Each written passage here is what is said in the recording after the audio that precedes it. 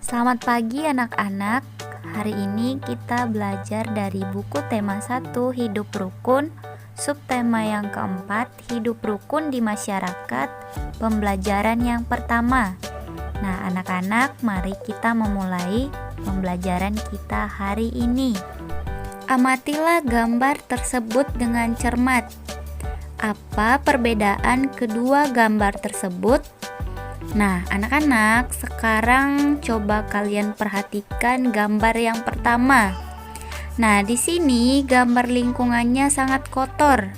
Tidak ada orang yang membersihkan lingkungan tersebut. Nah, sedangkan gambar yang kedua, di sini masyarakat sedang membersihkan lingkungannya.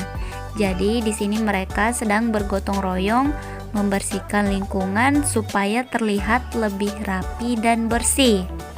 Nah, dari kedua gambar tersebut, gambar mana yang menunjukkan sikap rukun di masyarakat?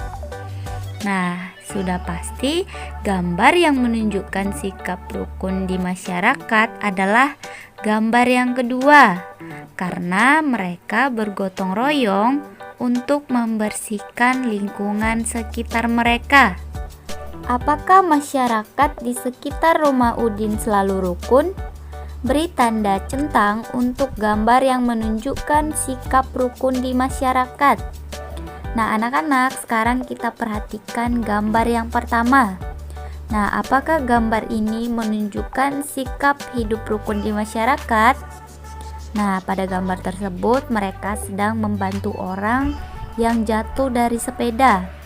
Nah, ini termasuk ke dalam sikap rukun di masyarakat. Kita centang di bagian sini. Nah, untuk gambar yang kedua, mereka sedang bergotong royong membersihkan lingkungan mereka. Nah, ini juga termasuk ke dalam sikap rukun di masyarakat. Kita centang di bagian sini.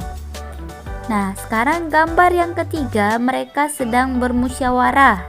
Nah, ini juga termasuk ke dalam sikap rukun di masyarakat. Kita centang di bagian sini. Nah, sekarang gambar yang keempat. Nah, apakah gambar ini termasuk ke dalam sikap hidup rukun di masyarakat? Nah, jawabannya tidak, anak-anak, karena di lingkungan tersebut tidak ada sama sekali orang yang membersihkan lingkungannya. Nah, di sini berarti tidak ada kerukunan di antara sesama masyarakat karena mereka membiarkan lingkungan mereka kotor dan tidak terawat. Nah, anak-anak, sekarang mari kita membaca teks cerita berikut ini. Udin selalu menjaga kebersihan. Sampah-sampah yang berserakan dibuang di tempat sampah.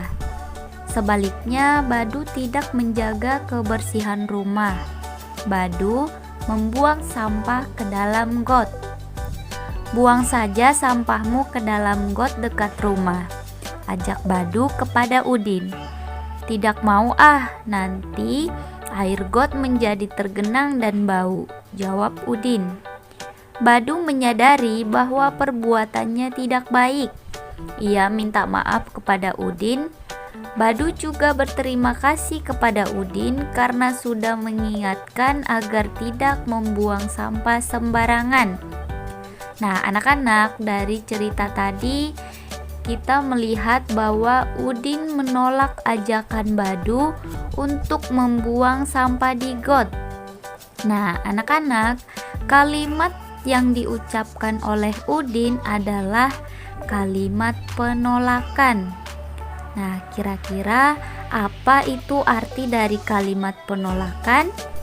Nah, kalimat penolakan adalah kalimat yang diucapkan untuk menolak sesuatu. Nah, biasanya kalimat penolakan ini menggunakan kata tidak dan maaf. Kalimat penolakan juga harus diucapkan dengan kata yang sopan. Nah, contoh kalimat penolakan dalam cerita tadi adalah ketika Udin menolak ajakan Badu untuk membuang sampah ke dalam got. Jadi di sana Udin berkata, tidak mau nanti air got menjadi tergenang dan bau. Nah, itu adalah contoh dari kalimat penolakan. Nah, anak-anak, sekarang mari kita urutkan gambar di bawah ini sehingga menjadi sebuah cerita. Nah, kira-kira di sini gambar yang pertama yang mana ya? Nah, gambar yang pertama adalah tidak apa-apa, Din. Ayo buang sampah di got agar lebih dekat dan mudah. Nah, di sini tadi Badu mengajak Udin untuk membuang sampah ke dalam got. Nah, setelah itu gambar yang kedua yang mana? Nah, di sini Udin menolak ajakan Badu untuk membuang sampah dan Udin berkata, "Aku tidak mau, Badu.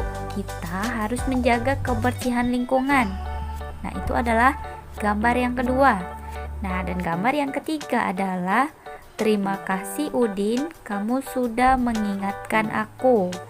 Nah, itu adalah urutan gambar yang benar.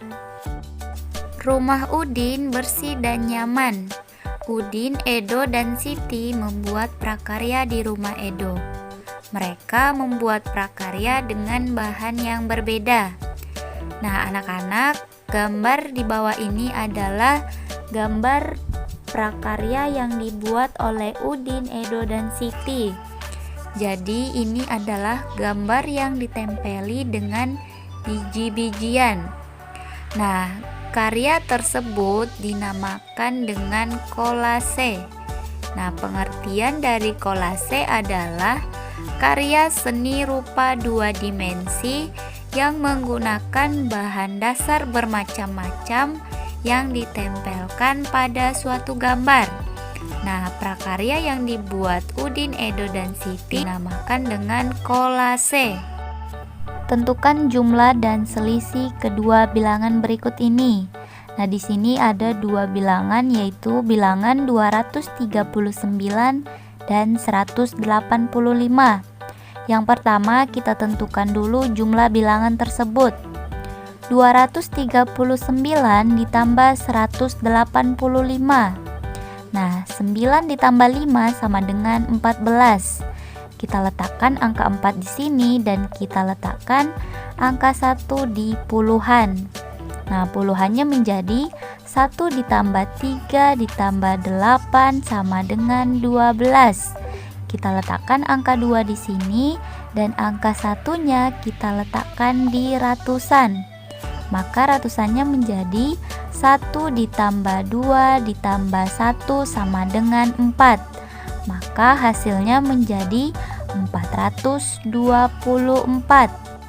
Nah, sekarang kita tentukan selisih bilangannya. 239 dikurang 185.